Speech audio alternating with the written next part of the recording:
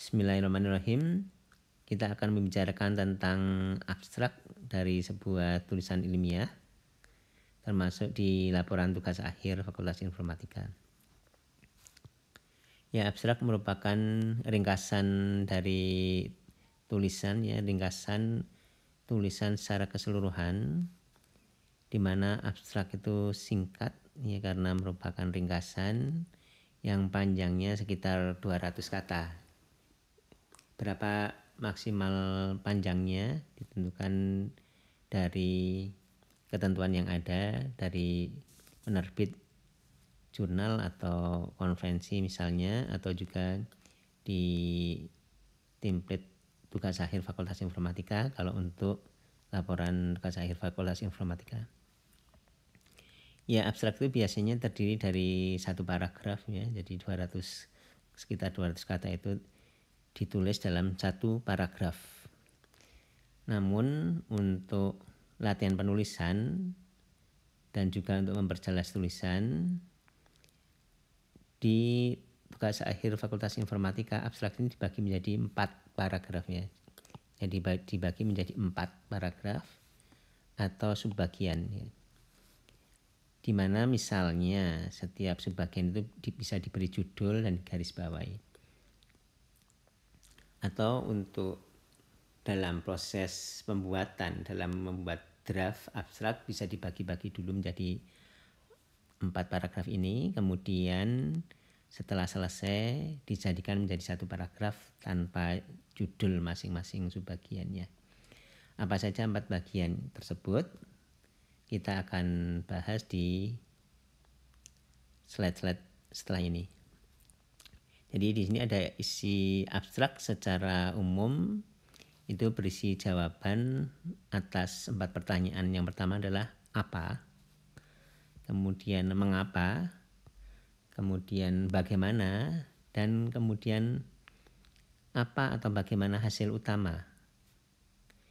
Untuk masing-masing poin-poin ini, masing-masing pertanyaan ini akan kita bahas secara lebih detail di slide-slide berikutnya.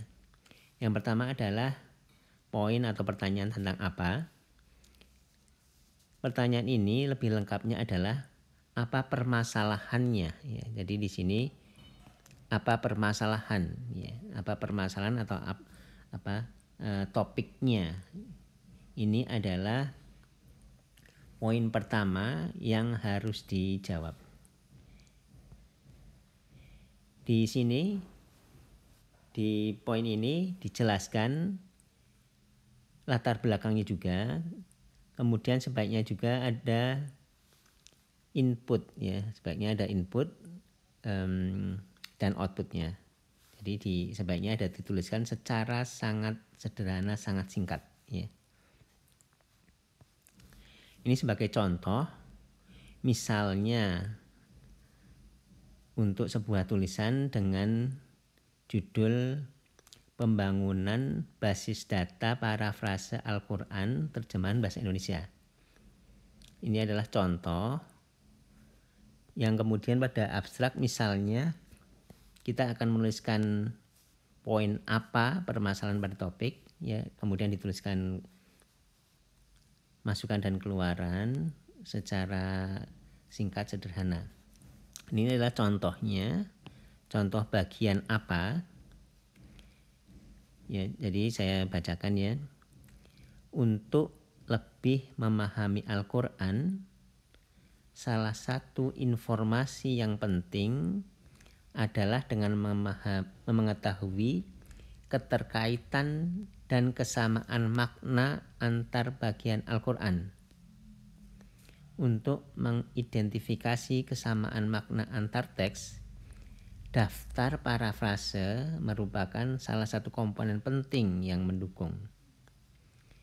Pada pembangunan parafrase ini akan digunakan korpus sebagai masukan utama, lalu akan dihasilkan basis data parafrase dari korpus tersebut sebagai keluaran. Ya, jadi di sini ini contoh untuk menjelaskan poin apa. Ya. Ya, di sini ada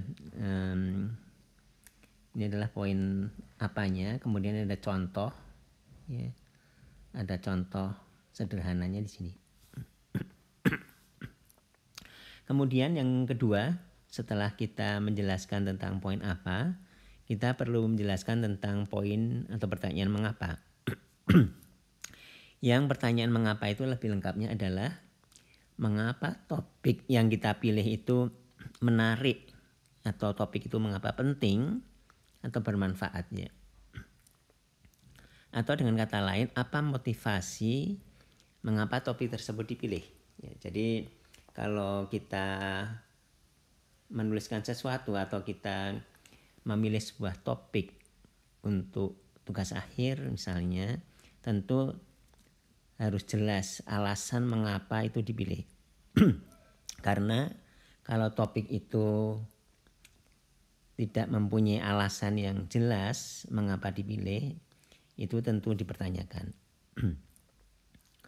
Ya, akan lebih baik dalam menjelaskan poin mengapa ini juga dijelaskan masalah atau kekurangan untuk kondisi saat ini, ya. Ya, terkait topik yang kita pilih. Yaitu dengan kata lain, kita menuliskan gap. Ya, kita menuliskan gap antara kondisi sekarang dengan yang diharapkan, ya. Jadi kita coba untuk menuliskan kekurangan untuk kondisi saat ini, ya. Contohnya ya, misalnya ini untuk topik yang sama dengan contoh yang kita gunakan untuk poin apa. Ini untuk poin mengapa. Ini contohnya adalah seperti ini, kita tuliskan, ya. Yang akan saya bacakan. Pembangunan parafrase terjemahan Al-Quran merupakan suatu pekerjaan yang penting, ya.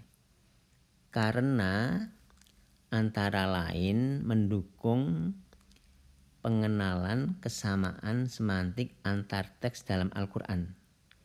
Pengenalan kesamaan makna itu sendiri mendukung proses penafsiran Al-Quran dengan Al-Quran, ya. Ya, jadi ini adalah contoh untuk menerangkan pertanyaan mengapa. Kemudian juga akan lebih baik kalau kita menuliskan masalah yang terjadi pada saat ini, yaitu kita menuliskan gap, ya, antara yang saat ini dengan yang seharusnya. Misalkan kita tuliskan seperti ini, ya. Ya, saya bacakan.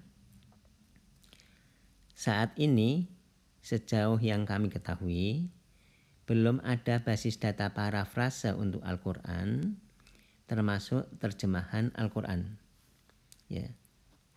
Itu adalah satu penjelasan singkat, ya, tentang permasalahan atau masalah yang terjadi untuk kondisi saat ini. Ya, ini adalah gap yang ada antara yang seharusnya atau sebaiknya dengan kondisi saat ini. Ya, catatannya adalah ada beberapa penulis penggunaan kata ganti seperti kami itu dihindari. Namun tidak sedikit yang membolehkannya. Jadi kadang-kadang kita bisa menggunakan kata ganti kami.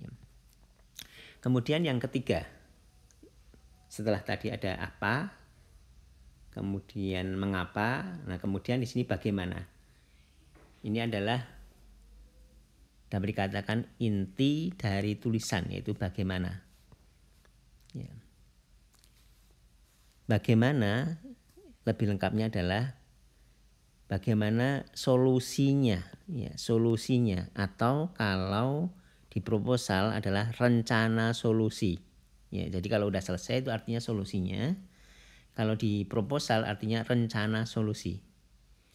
Jelaskan secara garis besar solusinya, yaitu sistemnya. Kalau kita misalkan menerangkan sistem, menerangkan satu metode, menerangkan algoritma, yaitu proposed solution ya. Jadi yang solusi yang ditawarkan, ini solusinya. Jadi solusi ini adalah dapat dikatakan bagian utama dari tulisan, karena ini merupakan solusi yang ditawarkan. Ini merupakan kontribusi yang utamanya adalah di sini biasanya seperti itu. Misalkan ini contoh untuk tulisan dengan judul yang sama tadi, yaitu judulnya adalah pengembangan alat bantu untuk pembangunan basis data parafrase Al-Quran terjemahan bahasa Indonesia. Nah, contoh pada abstrak untuk bagian atau menjelaskan tentang bagaimana, yaitu menjelaskan tentang solusinya, kita misalkan seperti ini. Ya, seperti ini ya. Ini kita lihat relatif lebih panjang dibandingkan dengan bagian-bagian komponen yang lain, yang apa, mengapa, kemudian nanti yang bagian keempat yaitu penjelasan tentang hasil utama. Ini adalah yang biasanya yang bagaimana, ini adalah yang terpanjang karena ini adalah solusinya, yang ini adalah kontribusi kita. Ini contohnya seperti ini, akan saya bacakan. Dalam tulisan ini, pembangunan basis data parafrase terjemahan Al-Quran bahasa Inggris dengan memanfaatkan Al-Quran dan beberapa versi terjemahannya. Al-Quran mempunyai banyak versi terjemahan. Untuk satu bahasa pun ada beberapa versi yang tersedia. Pada prinsipnya, dengan menggunakan versi terjemahan yang berbeda pada setiap ayatnya, maka akan didapatkan parafrase, level kata, dan level frase. Nah, ini adalah contoh solusinya adalah seperti ini, yaitu menggunakan beberapa versi terjemahannya. Kemudian ini adalah yang terakhir, yang bagian keempat dari abstrak, yaitu menjelaskan hasil utama. Ya, jadi menjelaskan apa atau bagaimana hasil utama. Contohnya untuk judul yang sama seperti sebelumnya, di sini contohnya adalah seperti ini di abstrak ya. Ini saya akan bacakan. Dari pengujian yang dilakukan didapatkan akurasi 85%. Tingkat akurasi ini cukup baik dibandingkan dengan akurasi dengan proses serupa untuk korpus lain yang berkisar antara 75% sampai 95%. Ya. Sebagai catatan ya, hasil utama itu biasanya dibandingkan dengan yang lain ya, dibandingkan dengan pembanding atau di istilahnya baseline.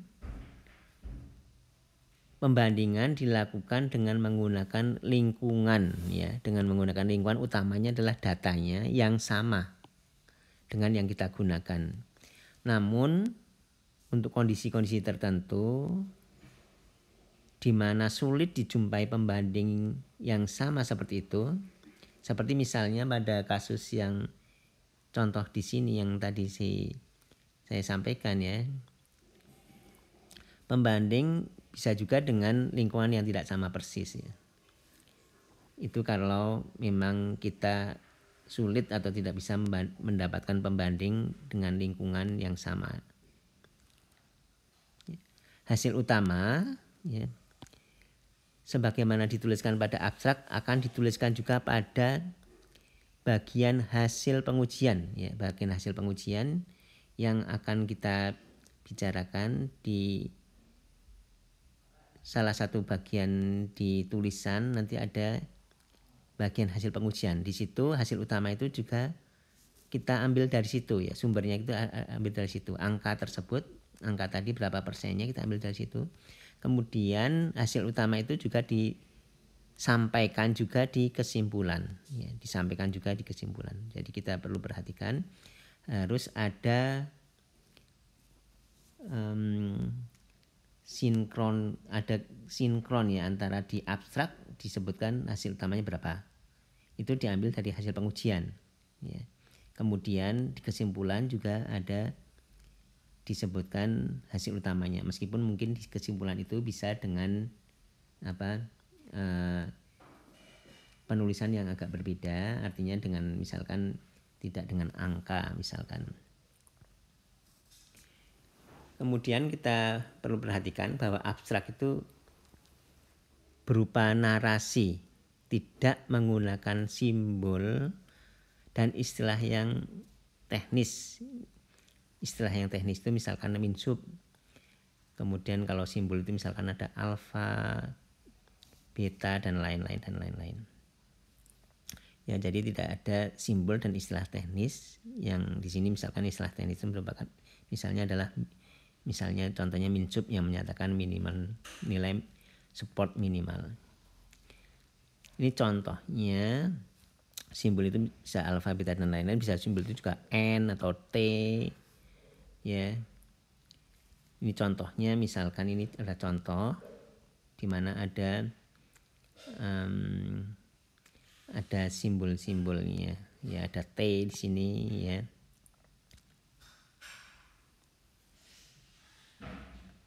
Kemudian juga tidak ada sitasi pada abstrak. Biasanya seperti itu. Kecuali untuk kondisi-kondisi khusus itu ya kadang-kadang ada, tapi biasanya tidak ada sitasi, ya. Kemudian setelah abstrak sering ada daftar kata kunci, ya. Ya, jadi ya, untuk beberapa tulisan termasuk di laporan tugas akhir itu ada kata kunci setelah abstrak. Dari namanya sendiri kita tahu kalau kata kunci itu adalah kata-kata yang penting yang menjelaskan isi tulisan, ya. Biasanya diambil dari kata istilah yang penting pada judul dan abstrak, ya. Jadi kita mempunyai judul dan kita mempunyai abstrak yang kita sudah tuliskan. Nah, judul dan abstrak itu bisa menjadi sumber untuk daftar kata kunci. Ya, jumlah kata kunci biasanya ya sekitar 5 buah. Kalau pada tugas akhir Fakultas Informatika di template dikatakan maksimal 6 buah. Kata kunci dituliskan dengan huruf kecil, biasanya seperti itu kecuali singkatan. Ya, saya kira seperti itu secara garis besar untuk abstrak. Ya, terima kasih.